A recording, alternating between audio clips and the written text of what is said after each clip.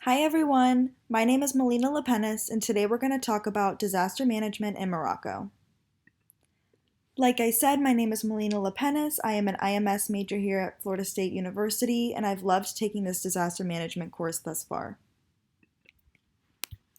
When looking at the history and rationale of Moroccan disaster management, we can see that due to the increase in climate change and number of disasters within the past decades, the system has moved from a more isolated model to an integrated strategy.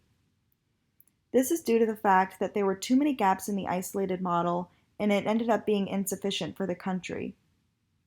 The solution to this was to categorize each risk into three distinct categories, which are known as the three pillars of risk assessment.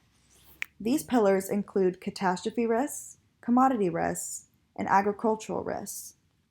While this strategy seemed efficient for the country, there is still progress to be made. When we look at Morocco's implementation pattern, we can see how they use a bottom-up style. This is because the local levels are supposed to initially assess the risk and determine how to take care of it. With these local levels, there are usually barriers. They often lack proper tools to take care of the risk, and they usually misunderstand the severity of the risk. This is when the ORSEC plan takes place.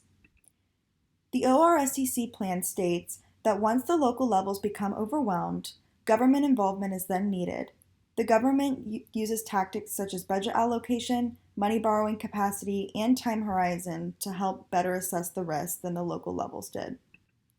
Participants in Morocco's disaster management system include Morocco's local and community governments, as well as its central government.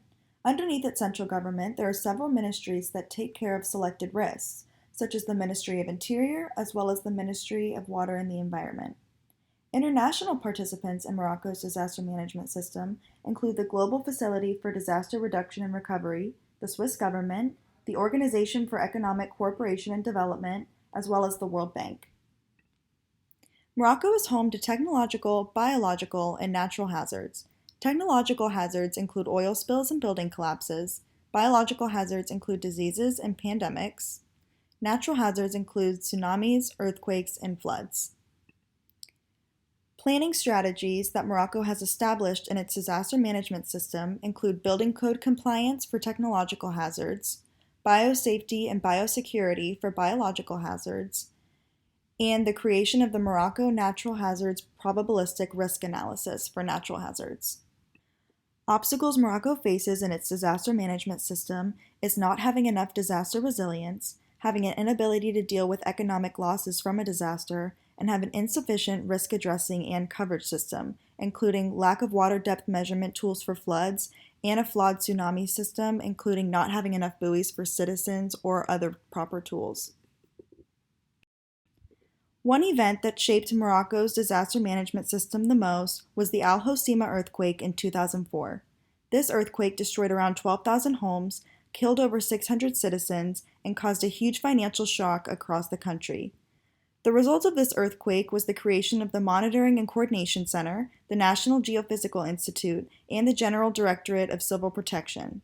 While there hasn't been another earthquake as great in magnitude in Morocco, the country will definitely be better prepared if there is. And here are my references.